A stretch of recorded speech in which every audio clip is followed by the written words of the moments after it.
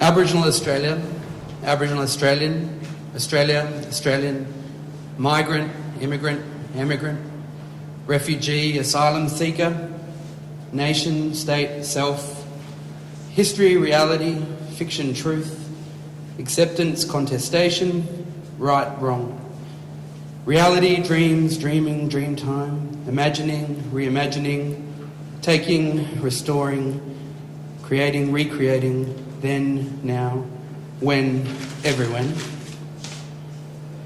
So, here we find ourselves in the middle of an Australia Day Celebration Day sandwich. The day after Survival Day, Australia Day as some of you know it, or simply January 26 in the Gregorian calendar. And the day before the somewhat contentious One Day in Freo celebrations. What yesterday's date means to each of us is personal, informed through our ancestral legacies, our lived experiences, the communities we belong to, and the people we surround ourselves with. For some, particularly Indigenous peoples, yesterday is a day of grief and sadness, and for others, a day of pride, patriotism, nationalism, hyper-nationalism. For many, this is a day to be with friends and listen to the Hottest 100, sinking a few tinnies, and for some, it's a day of transformation, of taking a pledge of allegiance to Australian values and ways of life. In citizenship ceremonies around the country, 26th of January means many things to many people.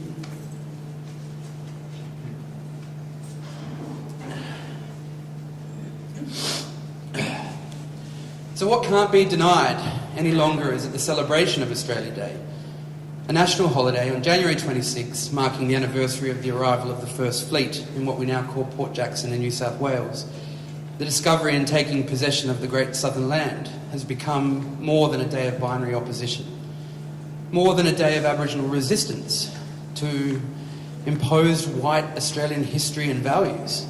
It's become a day that is accepted or contested, not just through a lens of binary discourse of Indigenous and non-Indigenous, but through a multiplicity of values and opinions which reflect the ever-changing cultural nuance and diversity of contemporary Australia. This is not a simple affair. This is a dialogue that's interrogated on this continent in over 200 spoken languages, including approximately 50 Indigenous languages and dialects, and of course, in English.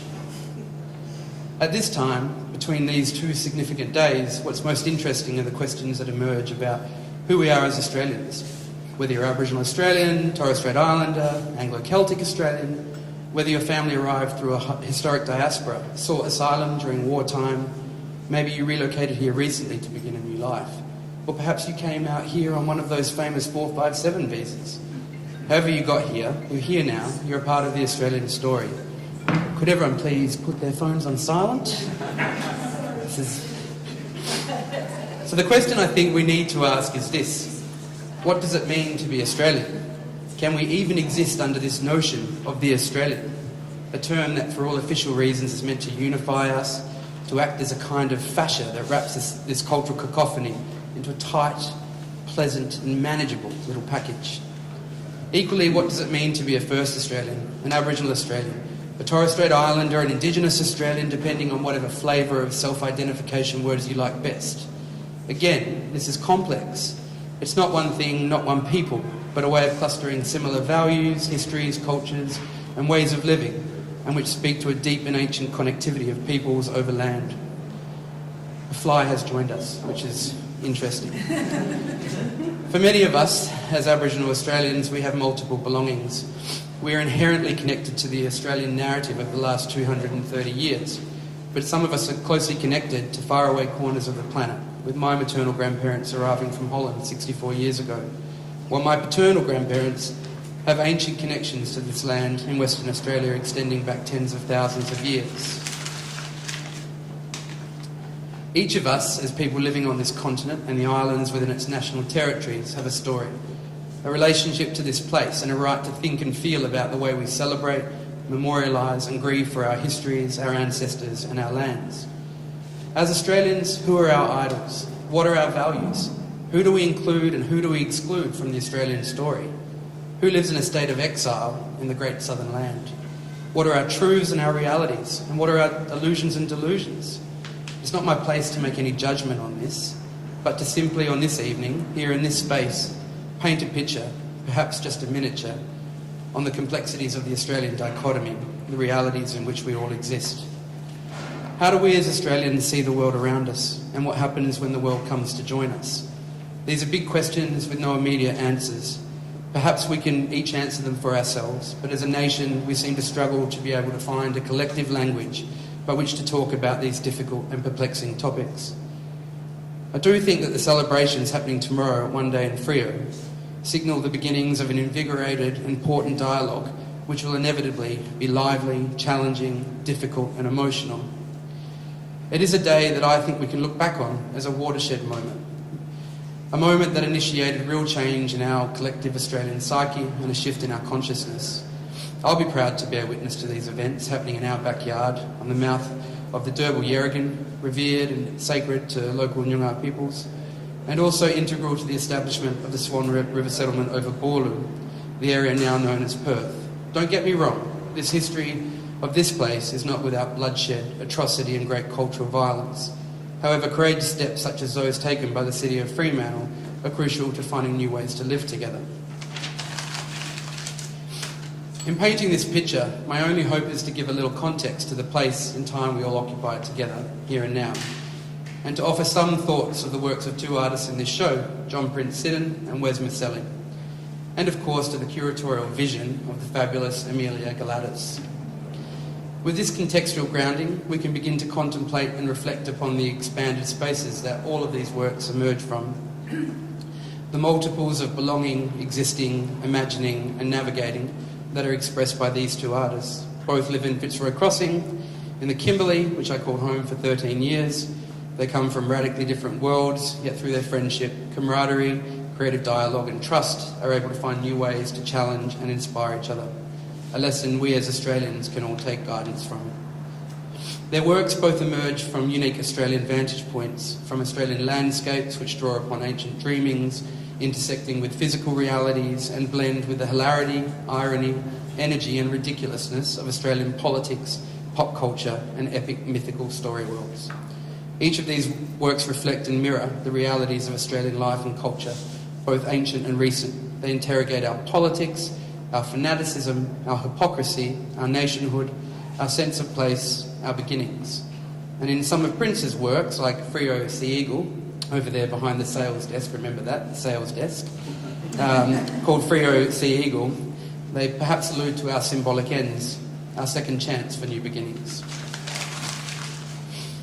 Siddon takes us into a world where anything is possible, where everyone is either predator or prey, or perhaps both. Drawing from and riffing off narratives of the Narraganing, the dreaming, these works speak to life and death and all the places in between. They draw on Siddon's unique Walmatjarri heritage, but speak equally to his life in the global world, his influences from the media, from movies and from television. They are full to the brim in danger. They evoke a fear of death. They put forward the only truth in our lives, that we're born and that we will die. Yet the vibrancy of colour and pattern within them speak to the excitement, passion and vigour of the experiences that we can have in this world. Maselli, on the other hand, takes us on a journey which places a mirror right up in our grill, reflecting onto us a vivid, satirical and poignant reflection of ourselves as individuals and as a nation. His works seek to unpack the Australian psyche and identity in new ways, ways which critique the languages that we operate within, literal and visual, social and political. These are the languages in which we forge our sense of self and our collective Australian selves, whether we sit to the left or whether we sit to the right. This is a binary code that we all operate within, 1010. His works place the contested or accepted Australian icon and hero, depending on your politics, within the frame, from our Prime Minister, Malcolm Turnbull, to Eddie Maguire, from Shane Warne to Steve Irwin. These so-called heroes and icons serve a national agenda to validate the values and behaviours of their followers, who ferociously stand behind their words and actions, even if such behaviours are divisive, racist, sexist or homophobic, and function to exclude important sectors of our community. I've got the dries. She'll be right, mate.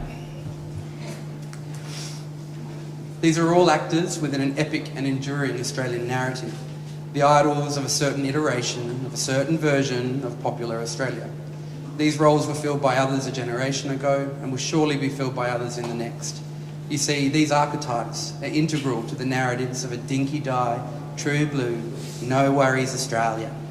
If only things were that simple. Interestingly, Maselli doesn't depict the contested or accepted black subject. Instead, they are embedded into the narrative through their omission, perhaps a reference to the invisibility of Indigenous Australia historically. It's really hard, however, not to think about Adam Goodes when we're presented with an image of Eddie the Ape, which directly references Maguire's racist remarks towards Adam Goodes and the racism he endured, which came from so many corners of our community, on the field, off the field, depending on your politics.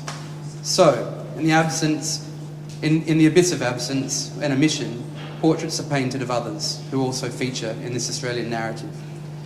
Maselli has, however, rendered works which acknowledge his life in an Indigenous context.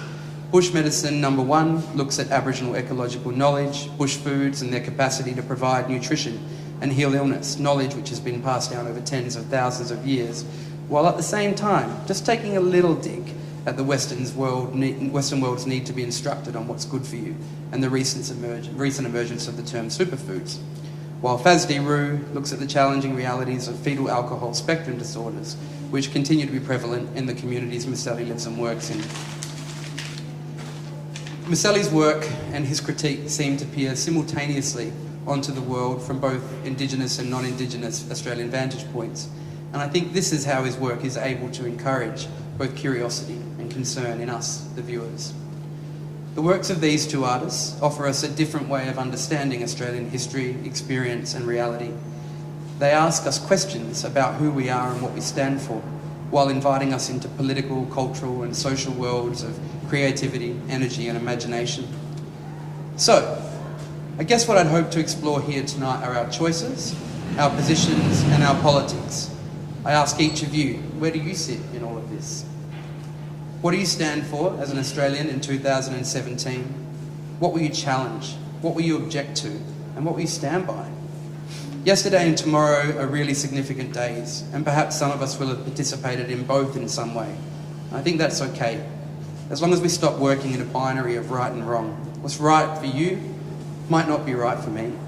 While some of you might consider tomorrow's celebrations divisive, I see them as opening up space for me and my Indigenous colleagues, my family, my friends, and making room for the legacies of our ancestors, which aren't memorialised on January 26, but are kind of forgotten, erased from that story, and whose pains aren't acknowledged. So I guess it's about context and perspective. But I encourage you to think about this, and maybe I'll see you tomorrow. Maybe I won't, but I hope to see you one day in Freo.